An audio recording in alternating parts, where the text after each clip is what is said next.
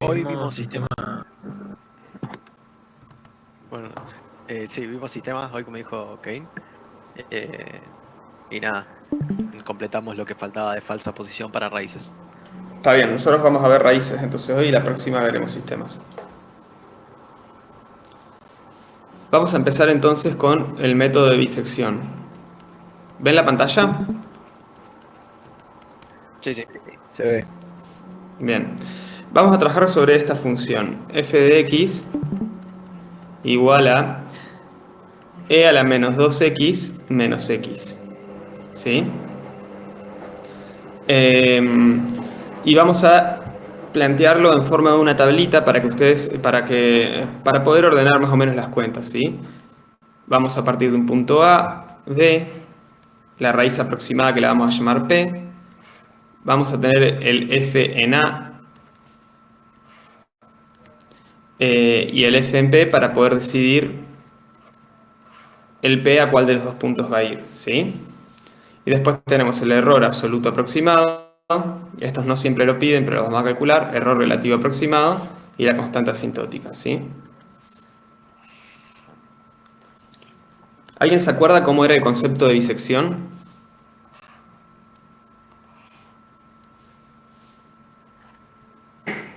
Buscamos el punto medio de cada intervalo que tiene que cumplir ciertas condiciones. Y eso lo comparamos con un valor u otro para ver si son signos opuestos y así ir achicándolo hasta dar con la raíz. Está bien. Está basado, o sea, se justifica, se fundamenta en qué teorema. En el de Bolzano, o sea, el de valor intermedio, Sí, con signos distintos.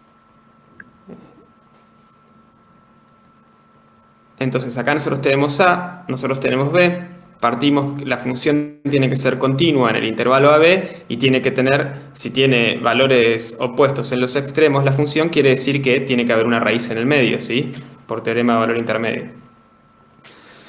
Entonces lo que hace este método es, este intervalo lo parte en dos, uy, me quedo muy cerquita, lo parte en dos, se fija el valor y cambia el extremo que tenga el mismo valor en la función, ¿sí? Como el valor acá es negativo y el valor en B es negativo, entonces este va a ser nuestro nuevo B. ¿Bien?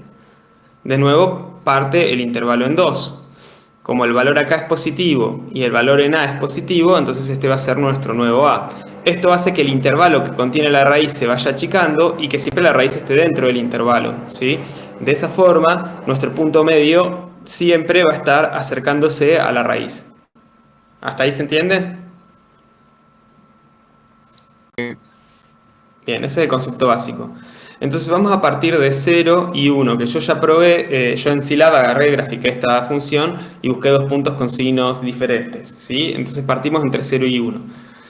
¿Cuánto nos daría P según el método de disección?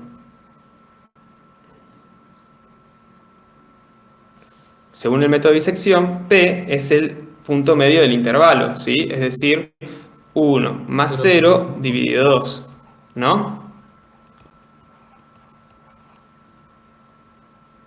¿Me siguen? Sí, sí. 0,5. Entonces, esta es mi primera aproximación a la raíz, ¿sí? En la primera iteración de la raíz aproximada.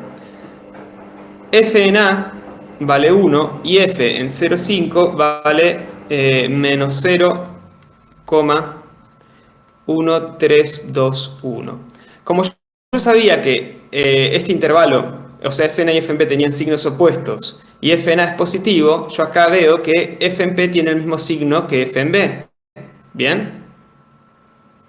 Entonces P va a ser mi nuevo B, lo voy a poner ahí. Y el nuevo intervalo va a ser 0, 0,5, ¿sí? Ya achiqué el intervalo a la mitad de lo que era antes. Y estoy seguro de que mi raíz va a estar en este intervalo, en el 0,05. ¿Me siguen hasta ahí? Sí, profe. ¿Cuál va a ser el siguiente punto? La siguiente aproximación. Va a ser la mitad del intervalo, que es...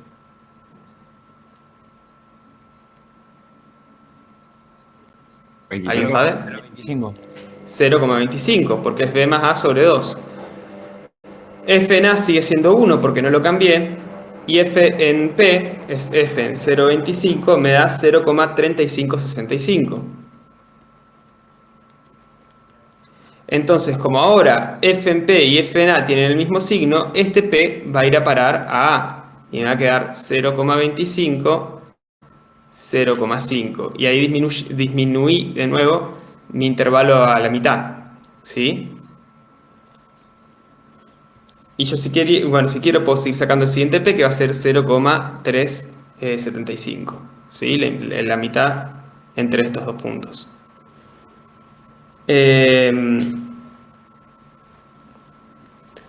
Ahora, el error absoluto aproximado, ¿cómo lo van a calcular?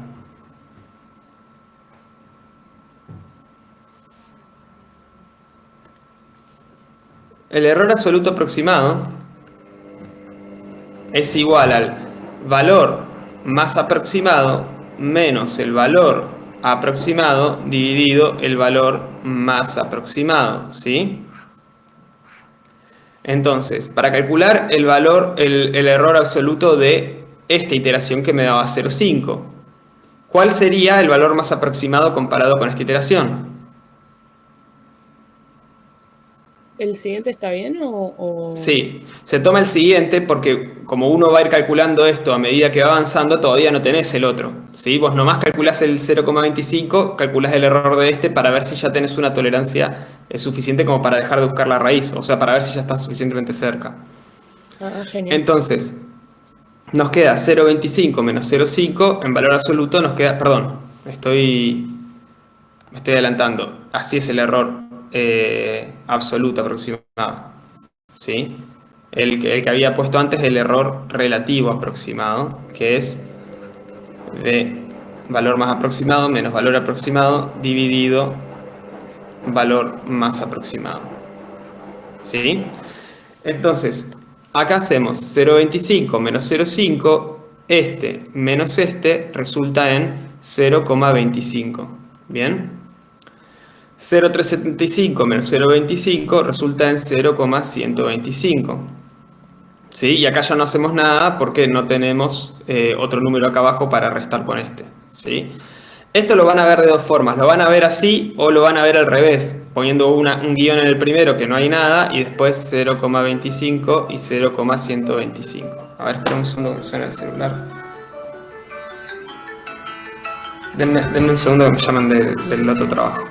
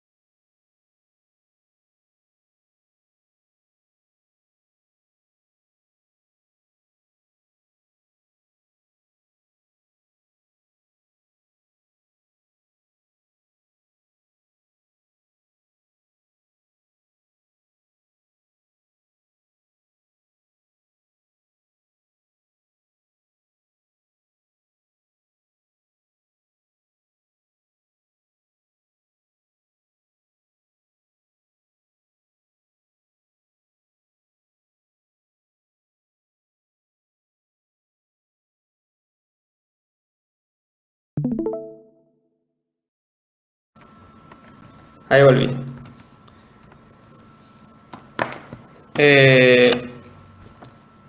A veces lo van a ver escribiendo de arriba los errores, calculando con este y con este error. O a veces lo van a ver al revés. En el primero ponen el guión y ponen los errores acá abajo. ¿Sí? Cualquiera de las dos formas deberían considerárseles bien en este curso. Y el error relativo aproximado es igual al error absoluto aproximado dividido la mejor aproximación. Es decir, en este caso sería 0,25 dividido 0,25, es 1. Y en este caso sería 0,125 dividido 0,375, que me da 0,3333. Y la constante asintótica, en este caso, siempre es el error en la iteración a la lambda, ¿no? Como en bisección lambda es 1, esto nos queda 0,3333. ¿Me siguen? Profe, no entendí la última, la constante asintótica. Es el error absoluto siguiente dividido el error absoluto de la iteración a la lambda. Y para bisección lambda es 1. ¿Sí? Ah. Eso lo tiene en la teoría.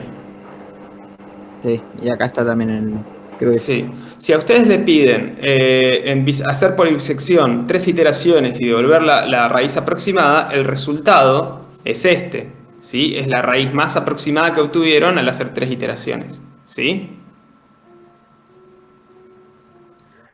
Profe, a nosotros, al menos acá en el TP, a nosotros nos aparece que lambda es la constante asintótica. De error Bueno, asintótica. perdón, esta es la relación de convergencia. Ah, ok. Lambda es la constante asintótica y esta es la relación de convergencia. Bien. Y el otro que es alfa, que sería el orden. Con el orden calculamos el alfa. No, es que ustedes, perdón, estoy con la notación vieja. Ustedes tienen así, lambda igual e a la i más 1 sobre e a la i a la alfa. Claro, tal cual. ¿Así lo tienen? Sí, así aparece en el TP3. Claro, en la teoría aparece de esta forma. Ah, bien.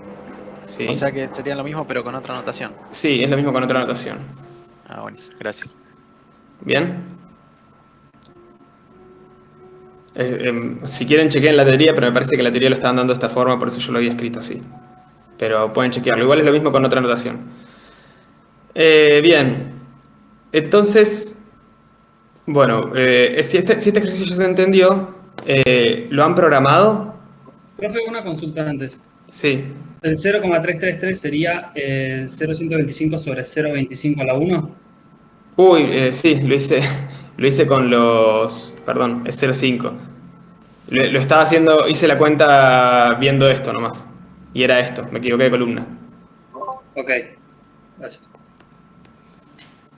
Bien. ¿Lo han programado este método? Yo todavía no sí. empecé con el TP, así que... Bueno, todavía no. vamos a ver el pseudocódigo. Inicio función bisección. Un pseudocódigo es como un código escrito con sus palabras, ¿sí? Que no va a correr en la computadora, sino que es como para ustedes ordenarse antes de empezar a codificar. En el pseudocódigo vamos a poner cuáles son los parámetros de entrada, cuáles creen que serían los parámetros de entrada para poder resolver este ejercicio. A, B, A, B, Y la tolerancia del error. la función, funciones está. las funciones y tas, y se suelen agregar dos parámetros más para saber cuándo terminar de iterar. La tolerancia y un número máximo de iteraciones, en caso de que nunca llegues a la tolerancia que querés, ¿sí? Y parámetros de salida es simplemente la raíz P. ¿Bien? Entonces, ¿qué es lo que hacemos? Directamente lo que vamos a hacer es un bucle en el que vayamos calculando esta ecuación para cada A y B, ¿sí? Que vamos obteniendo. Entonces, vamos a hacer para i igual 1 hasta n. ¿Por qué hasta n? Porque yo quiero hacer únicamente hasta n. Si no llegué a la tolerancia que quería, es decir, si mi error no fue suficientemente chico cuando llegué a n iteraciones, igual termino el código, porque no quiero que se quede ahí demasiado tiempo. ¿Sí? Y lo que hacemos es calcular. Sabemos que nuestro p va a ser igual a a más b dividido 2. ¿Bien? Además, algo que nosotros podemos saber siempre ¿Hola? en bisección, sí, ¿Podés esperar un cachito que voy a compartir pantalla porque no se pueden dale, conectar más? espera un ratito. Sí, dame 2 segundos.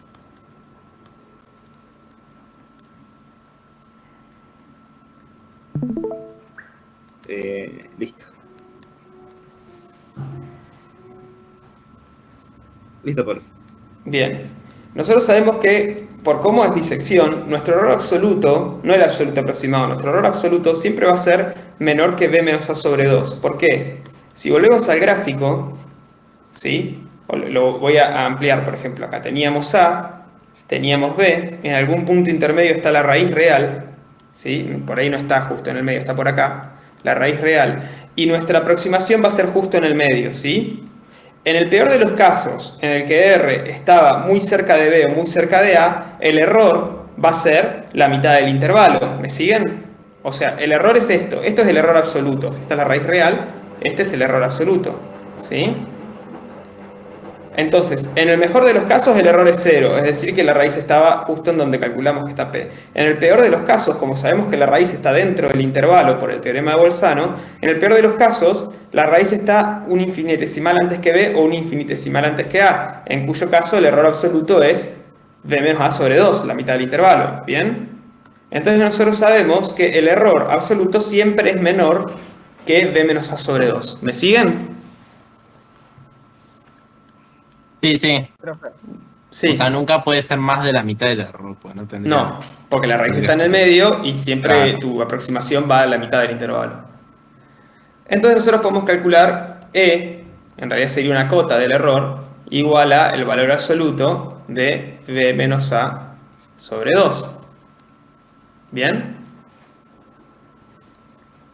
Y acá preguntamos, si nuestro error es menor que la tolerancia, ¿sí? Quiere decir que ya estamos suficientemente cerca de la raíz.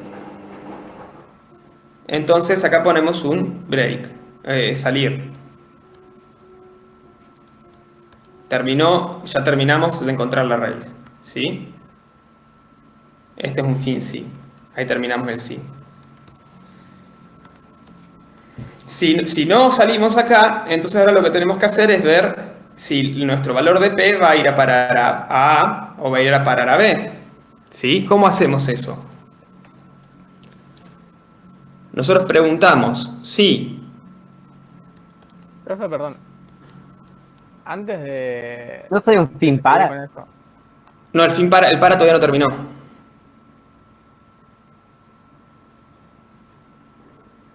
Sí, ¿cuál es la pregunta?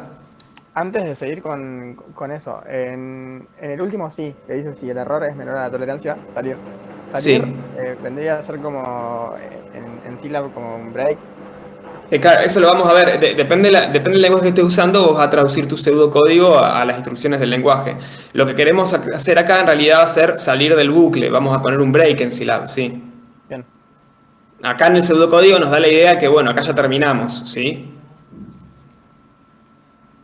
Entonces, si f en P por f en A es, podemos poner, por ejemplo, mayor a 0 o menor a 0, como quieran. Es menor a 0, sabemos que tienen signos distintos. Entonces, B es igual a P, ¿no?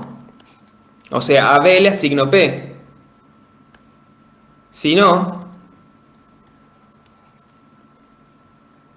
a A le asigno P.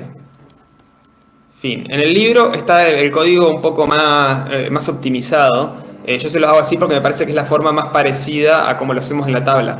¿Sí? Fin sí sería. Fin sí. Entonces, una vez que llegue acá, ya tengo el P acomodado en A o B dependiendo del signo. Y ahí hacemos el fin para.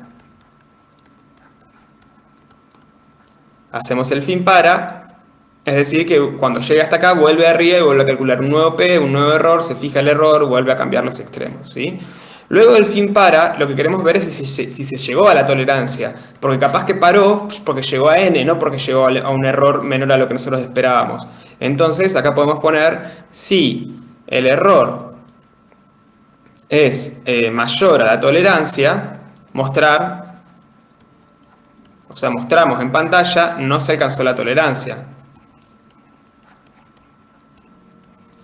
No se alcanzó la tolerancia. ¿Sí? Fin sí. Y terminamos la función fin función. ¿Todos me siguen cómo hicimos esto? Sí, sí. Bien, ahora vamos a pasarlo a Scilab. De esta forma nosotros nos acomodamos un poco a ver qué es lo que vamos a hacer y ahora, sin preocuparnos por la sintaxis, y ahora lo vamos a pasar a Scilab.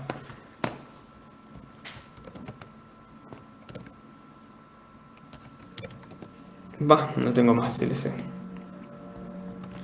Vamos a hacer, ahora ya con sintaxis.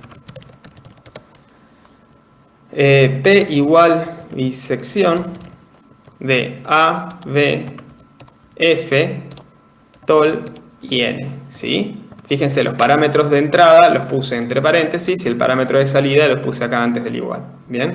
Y ahora directamente vamos a escribir hasta el cual tenemos acá. Para I, empezando de 1 hasta N, calculamos el nuevo P como A más B sobre 2.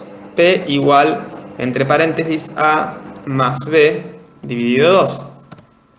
Y el error igual al valor absoluto de B menos A sobre 2. B, puedo hacer así, porque B menos A dividido 2. ¿Bien? Y acá preguntamos, si el error es menor a la tolerancia, hacemos un break. ¿El break qué hace? El break lo que hace es salir del for. Un break rompe el for, o sea, por más que no haya llegado a lo último, lo termina. Y se va a la instrucción después del end. Eso es lo que hace el break. Un continue, que es como el opuesto al break, lo que hace es saltearse la iteración y seguir en el for en la siguiente iteración. ¿Sí? Ese no lo vamos a usar casi nunca. Profe, Sí. ¿con cualquier funciona el break? No te escucho. ¿El break funciona con cualquier estructura o Solo con las repetitivas, ¿sí? Rompe la estructura repetitiva inmediatamente superior. En este caso, la estructura repetitiva que está más afuera es el for, porque el if no es una repetitiva, ¿sí? Si yo tengo dos for, va a romper nada más el que esté más cerca del break, sería. ¿Bien? Gracias. Entonces, ahora preguntamos, volviendo al pseudocódigo, nos fijamos esto y ahora nos vamos a fijar los signos. Si f evaluado en P por f evaluado en A es menor a 0, quiere decir que tiene distintos signos, entonces B lo cambió por P. Si no, A lo cambió por P. End. Y a lo último, si el error es mayor que la tolerancia, entonces vamos a mostrar no se alcanzó la tolerancia deseada. ¿Sí? Ejecutamos esto. Primero voy a definir, les voy a mostrar, ¿conocen la función def? Ya se las enseño. Def es una función que les permite definir una función con texto. En la sintaxis es la siguiente. En el primer parámetro pondrían lo que sería esta parte en la función. Por ejemplo, yo voy a poner i igual a f de x, ¿sí? Es como el equivalente a p igual bisección de todo esto. Yo como quiero definir f, que nada más tiene parámetro de x, escribo i igual f de x. O sea, sería que si ustedes estuviesen definiendo una función en un script, sería todo lo que va después de la palabra function, en el primer parámetro. Y cerrado entre comillas simples o dobles. Y el segundo parámetro es el cuerpo de la función, es decir, lo que quieren ustedes que haga, lo que iría entre el function y el end function, que en este caso sería simplemente i igual a x a la menos 2 por x, que es la función que estábamos trabajando, menos x, ¿sí? Esto ustedes lo ejecutan y ya acá podrían llamar, por ejemplo, f en 0 y les devuelve los valores de esta función que definimos acá, evaluado en el valor que pongamos entre paréntesis. Entonces ahora podemos llamar a bisección entre A, que era 0, según nuestro ejercicio que estuvimos resolviendo, B, que le pusimos 1, F, que es la función que definí recién, una tolerancia vamos a ponerle 0,001 y una cantidad máxima de iteraciones igual a 100. Y nos devuelve este valor.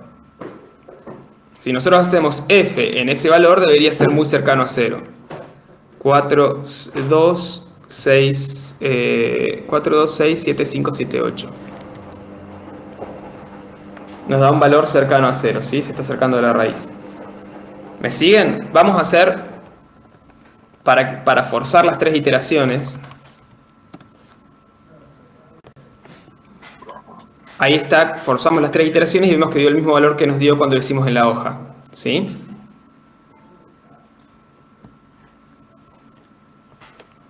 ¿Me siguen? Sí, profe. Bien, les voy a copiar este código. Profe, yo me perdí un poco con el def. No entendí Def. bien el def. El def es una función de Scilab que te permite definir funciones que serían inline, o sea, en una línea o dentro de un código poder definir funciones con texto, ¿sí? Entonces, def tiene 2 parámetros. Vamos a dejarlos despacio. Tiene 2 parámetros de entrada, ¿sí? El primer parámetro sería la definición de la función, es decir, lo que si vos escribieses la función como siempre, sería lo que va después de la palabra clave function. Por ejemplo, si yo quisiera definir la función que trabajamos para encontrar la raíz como una función, ¿cómo haría? Function y igual f de x, y acá haría y es igual a exp a la menos 2 por x menos x. ¿Sí? ¿Esto lo entendés? Sí, eso sí. Bien, entonces, def, si vos podés escribir texto acá y texto acá, para que Scilab por su cuenta te defina este tipo de función. ¿Y qué es lo que tenés que poner en el texto? En el primer parámetro tenés que poner lo que iría después del function, ¿sí? Lo ponemos acá. Y en el segundo parámetro pondrías lo que querés que haga la función, ¿sí? Ponemos todo esto. Entonces, haber hecho esto, es lo mismo que haber hecho esto, ¿sí? Perfecto. Bien. Les voy a copiar este código.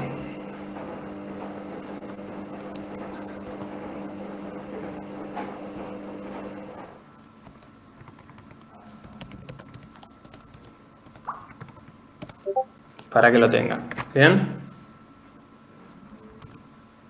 ¿Cómo hace para copiarlo ahí en Discord? Para que copiarlo y que quede así formateado, Sí. pones 3 comillas invertidas, las comillas como el acento, pero para el otro lado, lo tenés que tener en algún lugar de tu teclado, si no lo copias, ahora te mando uno y lo copias.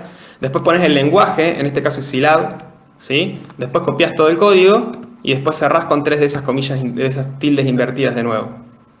Ah, muchas gracias. ¿Sí?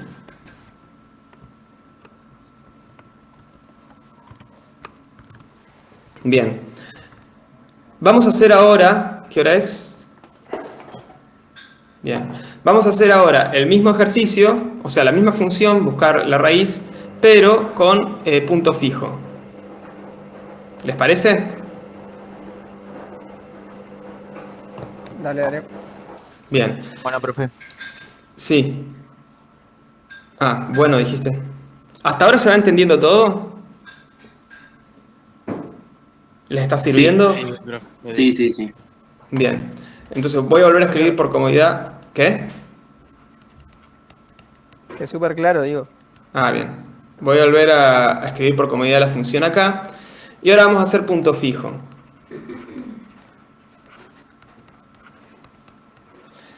¿En qué se basa punto fijo? ¿Se acuerdan?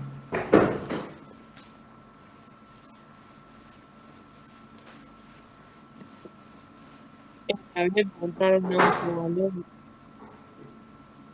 No te escucho. La idea era como encontrar un valor que anula. O sea, un punto fijo es un valor, un punto fijo de una función es un x tal que la función evaluada en ese x da igual al x, ¿sí? O sea, por ejemplo, x igual a g de x, todos los x que cumplen esta relación son puntos fijos de g, ¿sí?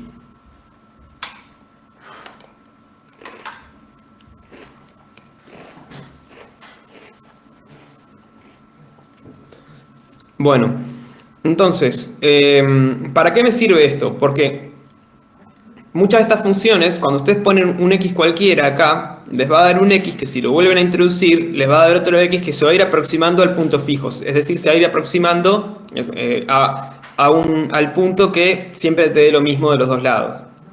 Entonces, podemos buscar una raíz así, haciendo que g de x sea una función para la cual, si x es un punto fijo de g de x, x sea una raíz de f. ¿Cómo hacemos eso? Partimos de 0. Vamos a hacerlo al revés. f de x igual a 0 y algebraicamente despejamos para llegar a algo de la forma de x igual a g de x. Entonces partamos de e a la menos 2x menos x igual a 0. Si nosotros siempre hay infinitas funciones g que puedes hacer de acá. La más fácil en este caso es pasar x, o sea, sumar x a ambos lados y nos queda e a la menos 2x igual a x, ¿sí? Entonces nosotros vemos que donde g de x, que va a ser esto, tenga un punto fijo, f de x va a valer 0. Entonces el punto fijo de e a la menos 2x es una raíz de e a la menos 2x menos x. ¿Me siguen? Si es que g de x tiene algún punto fijo. ¿Hasta ahí me siguen? Profe. Sí, sí. Solamente para ejercitar, fíjense, o sea, esta es la más fácil, pero ustedes podrían haber hecho, por ejemplo, e a la menos 2x dividido x menos x igual a 0. Y ahora dicen, bueno, ahora se me ocurre dividir a ambos lados por 100. Y ahora se me ocurre cambiarle el signo a todo. Y ahora se me ocurre recién ahora sumar x a ambos lados. Entonces me queda así. Entonces esta es otra g posible, ¿sí? Que también donde tenga un punto fijo, f va a tener una raíz. ¿Sí? Es arbitraria la elección de la g. Puede haber distintas funciones que cumplan con lo mismo. Es más, para una misma f puede haber una g que no converja a la raíz, porque punto fijo no siempre converge, y otra g que sí converja a la raíz. ¿Sí? Profe, ¿en qué basamos nuestra lección? O sea, ¿cómo sabemos cuál es óptimo? En realidad, punto fijo es como un predecesor de Newton-Raphson. No sé si se usa tanto en la práctica. Sé que química lo usa medio escondido cuando tienen que hacer algunos despejes que son implícitos. Entonces empiezan a hacer en diferentes pasos como una aplicación de punto fijo hasta que llegan a un valor estable. Pero en realidad, una forma que les voy a decir ahora que generalmente funciona es lo que hice recién. Dividís por algún número a la función, le cambias el signo y después sumas, o no le cambias el signo dependiendo de la función, y después le sumas x a ambos lados. ¿Y esto por qué funciona? Por las condiciones del teorema de punto fijo. No sé si se las acuerdan. Si ustedes tienen una g de x, espera, vamos a hacer, esta es la línea i igual a x, ¿no? O sea que todos los puntos fijos tienen que estar sobre esta línea. ¿Sí? Porque es la línea donde i es igual a x, que es la definición de punto fijo. Nosotros tenemos una función g de este estilo. ¿Sí? En el punto fijo, básicamente lo que uno hace es partir de un p, te fijas cuál es el valor de la recta y vas a ese valor de x. Este sería el p1. Vas al valor de la recta y vas a ese valor de x. Este sería el p2. Vas al valor de la función, perdón. Y de ahí vas al valor de x. Este sería el p3. ¿Sí? Se va haciendo este circulito hasta que llegas al punto fijo. Esta función podría haber sido diferente. Por ejemplo, vamos a poner otra función. De nuevo vamos a poner la recta igual a x. Y vamos a hacer otra función, por ejemplo, que es así. Que también tiene un punto fijo. Pero ¿qué pasa cuando yo parto de un punto, por ejemplo, de este punto acá, aunque esté muy cercano? P0. Voy a la función, de acá voy a la recta, y este es mi P1. Voy a la función, de acá voy a la recta, y este es mi P2. Me estoy alejando, ¿sí? Punto fijo no siempre converge. Ahora, ¿cómo aseguro yo la convergencia? Hay un teorema de punto fijo que tiene dos condiciones, que en realidad es lo que demuestra que existen puntos fijos y que son únicos las dos condiciones, pero si eso se cumple, además se asegura la convergencia. Esas condiciones son las siguientes, las tienen que haber visto en teoría, pero igual se las vamos a dar de una forma no muy técnica para que tengan el concepto.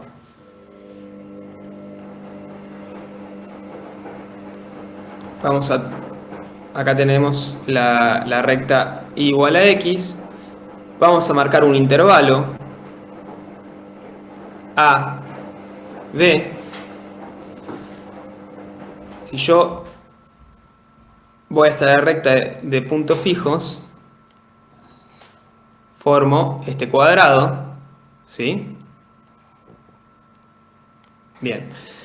Entonces, si mi g de x se encuentra siempre dentro de este cuadrado, en algún punto, es decir, si para todo x entre a y b la g de x no supera este cuadrado, acá sería a y acá, acá sería a y acá sería b porque estamos sobre la recta y igual a x. Si mi g de x siempre está dentro de este cuadrado para todo x entre a y b, sí o sí en algún momento va a tener que cortar esta recta, ¿lo ven? Por ejemplo, si empieza justo del límite superior, en algún momento para llegar a b, en el peor de los casos va a ser en b, o en cualquier otro caso va a ser antes, va a cortar la recta, ¿sí? Si me mantengo dentro del cuadrado, ¿lo ven? Lo mismo si, bueno, si empezara de acá, de A, ya estaría el punto fijo ahí. O sea, siempre para llegar de A a B voy a tener que pasar a esta recta si la función g es continua y está dentro del cuadrado. ¿Me siguen hasta ahí ese concepto? Sí, sí. Eso es lo mismo que decir que g de x pertenece a AB para todo x perteneciente a la B. ¿Sí? Si se cumple esto, yo ya sé que voy a tener al menos un punto fijo, porque en algún lado voy a cortar a la recta, y en donde la recta corta la curva, tengo un x igual a g de x, es decir, un punto fijo. Ahora, si además la derivada de g de x es menor que un k, es menor o igual a un k, y este k es menor a 1, es decir, esta función, la derivada está acotada por 1, sé que ese punto fijo es único. ¿Y eso por qué lo sé? Porque la derivada de la recta igual a x es 1, ¿sí? Si yo tengo una función, perdón, esta es válida si se cumple la anterior. Si yo tengo una función que está dentro del cuadrado y corta en algún momento a la recta igual a x, para volver a cortarla y tener más de un punto fijo, en algún punto tiene que crecer más rápido que la recta, ¿ven? Si no, una vez que pasó, ya no puede volver a... Si el crecimiento nunca es más rápido que la recta, esto sería para todo x perteneciente, esto es cerrado, a la b, ¿sí? Una vez que cortó a la recta, para volver a cortarla y tener más de un punto fijo, debería crecer más rápido que la recta. Y la derivada de esta recta, que es igual a x, es 1. ¿Sí? Por lo tanto, si mi función siempre tiene para todo x entre a y b una derivada menor a 1, solamente va a poder cortar una vez a la recta de los puntos fijos, por lo tanto solamente va a poder tener un punto fijo. ¿Sí? Sí, se entiende así. Bueno, o sea, también no quiere decir que si no se cumple el punto fijo no va a ser único, ¿sí? Es un sí. Por ejemplo, yo puedo tener una función que haga esto, donde la derivada, el valor absoluto de la derivada acá es mayor que 1, e igualmente el punto fijo es único, ¿sí? Pero si el valor absoluto de la derivada es menor a 1, sí o sí voy a tener un solo punto fijo. ¿Bien? Si se cumplen estas dos condiciones, además, hay un teorema que está demostrado en el libro y que lo toman en los finales, así que revísenlo antes de rendir el final. Si se cumplen estas dos, además aseguramos que el método de punto fijo, que es ir poniendo una x y el resultado de x volverla a meter adentro y así, o sea que tu aproximación a la raíz es g de x, además ese método converge, ¿sí? Si no se cumple alguna de estas, o sea, si no se cumple la primera ya no tiene sentido verificar la segunda, ¿sí? Porque podríamos tener una derivada menor a 0 por acá arriba y no tenés ningún punto fijo en el intervalo AB, ¿bien? Menor a 1 digo. Entonces, si no se cumple alguna de las dos, no quiere decir que no va a converger el método. Pero si se cumplen las dos, sí o sí el método converge. ¿Me siguen? Sí, sí. Bien, Sí. espero que eso haya quedado claro. Vamos a hacer ahora entonces una tablita. Vamos a tener nuestra aproximación a la raíz. Vamos a calcular el G en SP. Y después vamos a calcular el error absoluto aproximado y el error relativo aproximado. Vamos a partir del punto 0. ¿Sí? G, dijimos que era, la voy a escribir acá para que esté más cómodo, del despeje que hicimos, g de x dijimos que era e a la menos 2x, ¿sí? Ese despeje, se los recuerdo, lo tenemos acá arriba, partimos de f de x igual a 0 y hicimos despejes algebraicos hasta llegar a algo que sea una función igual a x, ¿sí? Entonces eso es nuestra g de x. G evaluado en 0 nos da 1, entonces g en p es 1. ¿Bien? Nuestro siguiente p va a ser el valor de g de p, entonces este 1 se viene para acá abajo, 1. Y ahora evaluamos g en 1, y g en 1 me da 0,1353. Entonces, mi siguiente aproximación a la raíz va a ser 0,1353. Lo pongo acá, 0,1353. Vamos a hacer una más. G en 0,1, es decir, e a la menos 2 por 0,1353 me da 0,7629. ¿Sí? Y este iría acá abajo y así puedo ir siguiendo todas las iteraciones que quiera. ¿Bien? ¿Me siguen? Es simplemente, empezás de un P, evalúa G en P, ese va a ser tu próximo P, evalúa G en P, tu siguiente P, evalúa G en P, ¿sí? ¿Cuál es la mejor aproximación a la raíz que tienen acá? La última. El último P que calculamos. En realidad, esta es la mejor que tenés, ¿sí? ¿Por qué? Porque sabés que esta va a ser la siguiente. G en P es tu aproximación a la raíz. ¿Bien? Sí, sí. Este es como tu PI más 1 y esto es tu PI, ¿sí? Entonces esta siempre esta va a ser la mejor aproximación que hayas calculado. ¿Bien? Entonces, ¿cómo calculamos el error absoluto? Es directamente 0,1353 menos 1, ¿sí? A veces lo vamos a hacer al revés del otro. Podemos decir, algunos consideran que tampoco estaría mal si ustedes lo quieren hacer, como que esto es una aproximación inicial y esta es tu primer aproximación. Entonces podríamos poner que el error acá es 1, ¿sí? O equivalentemente este menos este, ¿bien? El error acá va a ser este menos este, que es lo mismo que este menos este, ¿sí? La nueva aproximación menos la anterior. Y ese número es 0,8647. Y el último error, acá vamos a poder calcular el último, si consideramos esto como aproximación inicial, vamos a poder calcular uno para cada iteración, sería 0,6276, que sería este número menos este número, 0,6276. Algo que pueden hacer, si no consideran esto como aproximación inicial, que se los deberían poner bien en cualquier examen, es directamente considerar esta es mi aproximación menos esta que es mi aproximación anterior. Y lo que pasaría es que no tendrían este número y estos dos los tendrían uno más arriba. ¿Bien?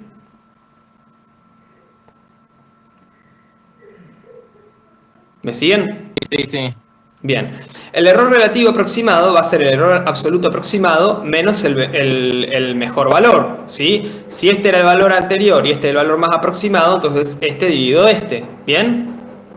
Entonces queda como un poquito más fácil considerar esto como primera iteración. Entonces acá vamos a tener un 1. Acá sería 0,8647 dividido este. Y esto nos va a dar 6,39. Todo en valor absoluto. Y después tenemos 6,6276 dividido 0,7629. Y esto nos va a dar 0,8227. Fíjense que esto nos da un valor enorme, ¿sí? Como un 600%. Si ustedes se manejaran por este error, dirían, pero acá tengo un error mucho más grande que el anterior, entonces me estoy alejando. Y eso no es tan así, porque estos son errores aproximados, ¿sí? Cuando ustedes sigan iterando, irían viendo que estos errores disminuyen, pero pueden ir oscilando o creciendo al principio cuando tenés mucha variación, ¿sí?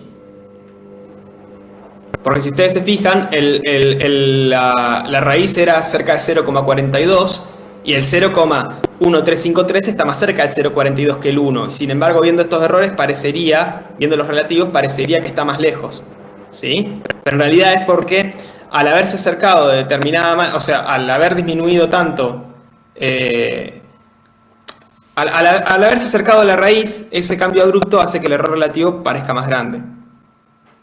¿Sí? Fíjense que pasamos de un 0,13 a un 0,86. Entonces esa variación es grande. Y el valor anterior era chico. Ese es un problema que tiene el error relativo. Pero si ustedes van haciendo iteraciones, deberían ir viendo que va disminuyendo, a menos que la raíz esté en 0. Ahí este valor se va a ir yendo para arriba porque el valor más aproximado cada vez va a ser más cercano a 0. ¿Sí? Es como para que tengan una consideración. No siempre que vean números grandes en el error relativo aproximado quiere decir que el método diverge. ¿Sí? En este caso, si nosotros seguimos el 0,76, después nos queda un 0,2174. Este iba acá. 0,7629 y 0,2174. Fíjense cómo empezamos en 1, vamos a 0,13, vamos a 0,76, vamos a 0,21. Si la raíz estaba en 0,4, estamos haciendo esto. De acá nos vamos para acá, nos vamos para acá, nos vamos para acá y nos vamos a ir acercando de esta forma. ¿Sí? Bien. Ahora vamos a hacer el pseudocódigo. Si me siguieron hasta ahí, vamos a hacer el pseudocódigo de este método. Le hago una consulta. Sí. ¿El P inicial, que es 0, en general se toma 0 o...? ¿El P inicial? Yo tomé 0. Ustedes pueden graficar, o sea, el P inicial generalmente en los ejercicios se lo damos. Ustedes podrían graficar y tomar un punto que vean que está cerca a la raíz y de ahí empiezan a iterar, ¿sí? Ah, genial. Gracias. Bien. Vamos a hacer un pseudocódigo para esto. Inicio, función, punto fijo. Parámetros de entrada generalmente son muy similares en todos los de raíces, nada más que en vez de A y B vamos a tener P, vamos a tener F, vamos a tener la tolerancia y vamos a tener un número máximo de iteraciones, ¿sí? Parámetro de salida va a ser P. ¿Sí? Entonces, acá lo que hacemos es directamente empezar a hacer este bucle, ¿no?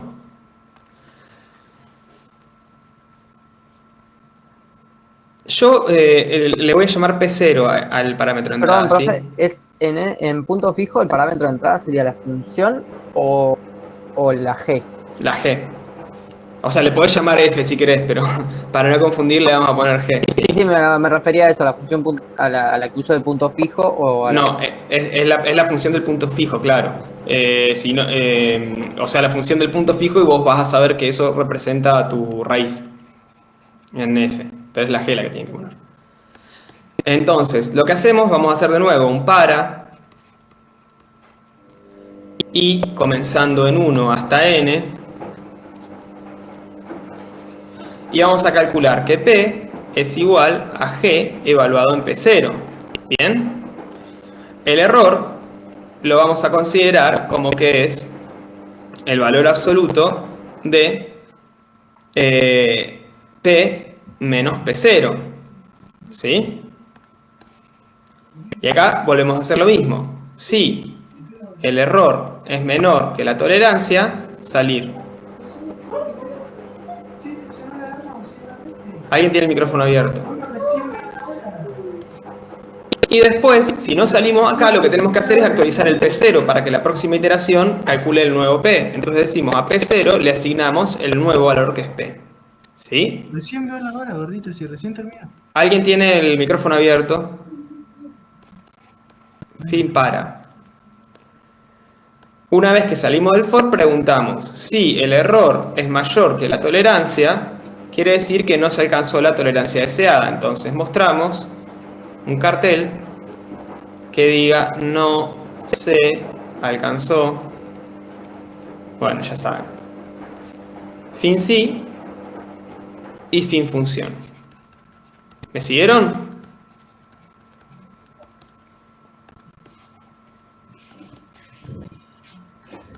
Sí, profe. Yo quería consultar qué criterio se toma como para elegir el P0.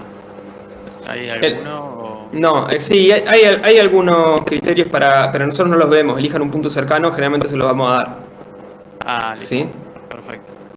Profe, Bien. a lo último, mostrar qué dice. Mostrar no se alcanzó la tolerancia deseada. Puse 3 puntitos para no escribirlo todo. Sofía había mencionado algo de usar bisección para encontrar un valor cercano. Sí, generalmente eso se usa para Newton también. Porque Newton asegura la convergencia, o sea, asegura que existe un intervalo suficientemente chico en el cual cualquier x de ahí asegura la convergencia, ¿sí? Ese intervalo existe, pero no podés encontrar cuál es.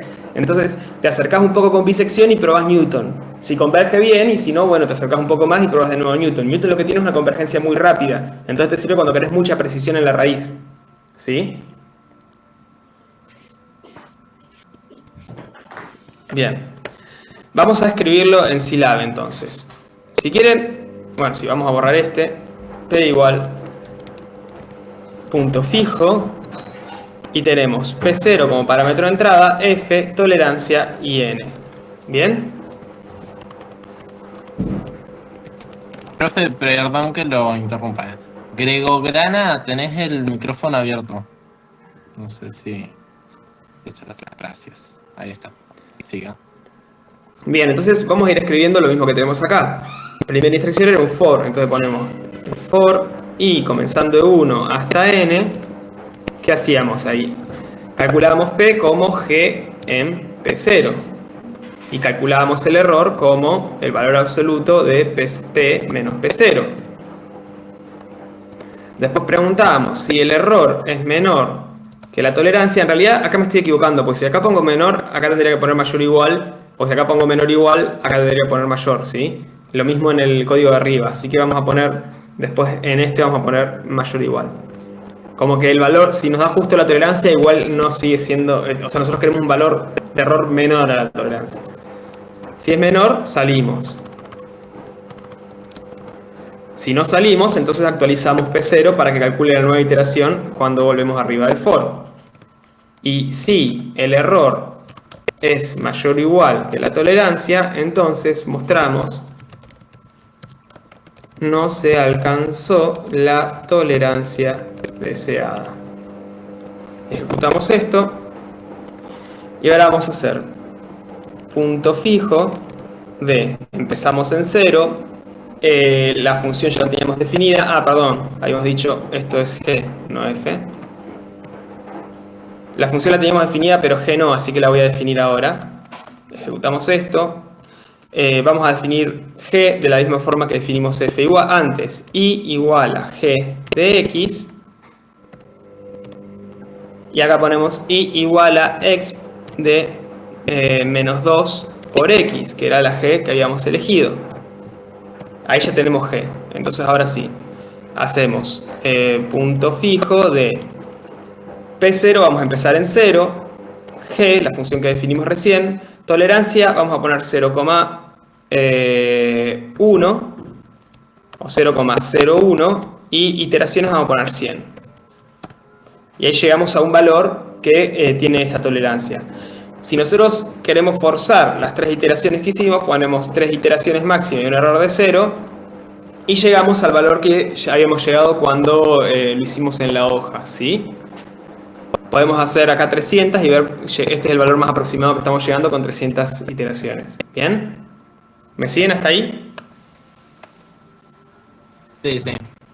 Sí, profe. Bien. Lo que quiero que hagan ahora, habiendo visto estos dos primeros métodos y códigos, lo que quiero que hagan ahora es que se vayan a los grupos, ¿sí? Y traten de hacer el mismo ejercicio usando Newton-Raphson y usando secante, ¿sí? Me van llamando cuando tienen algunas consultas, yo me acerco al grupo. Lo importante es que hagan 3 iteraciones y después hagan el código. Las 3 iteraciones deberían ayudar a ustedes para sistematizar, saber qué es lo que están haciendo, ármense una tablita como las que estoy armando acá. Y después armen un pseudocódigo y un código, ¿sí? Y los vamos a ir compartiendo. Les voy a pegar este código también acá. ¿Pueden hacer eso? Sí. Bien. Así que vayan repartiéndose en grupos, no se metan todos en el mismo grupo. Vayan repartiéndose en grupos y cualquier cosa me preguntan y seguimos, ¿sí? Sí. Yo un ratito antes de entrar a la clase había hecho el código del 1A y bueno, tuve que hacer también el código en Scilab para acabar el método de disección. Sí. Y ahora me di cuenta que yo había definido la función afuera de la g de x, digamos, que habíamos usado acá. Sí. De la consigna. ¿Y no las pasaste como parámetro de entrada? Sí, ¿O no? sí, pero en realidad la definí afuera y todo, pero la definí no con el def, la definí normal. Es lo mismo, sí, no importa. Sí, pero no me la tomaba y ahora lo hice con def y me lo tomo. No, algo más debe pasar si no te la tomaba. ¿La ejecutaste?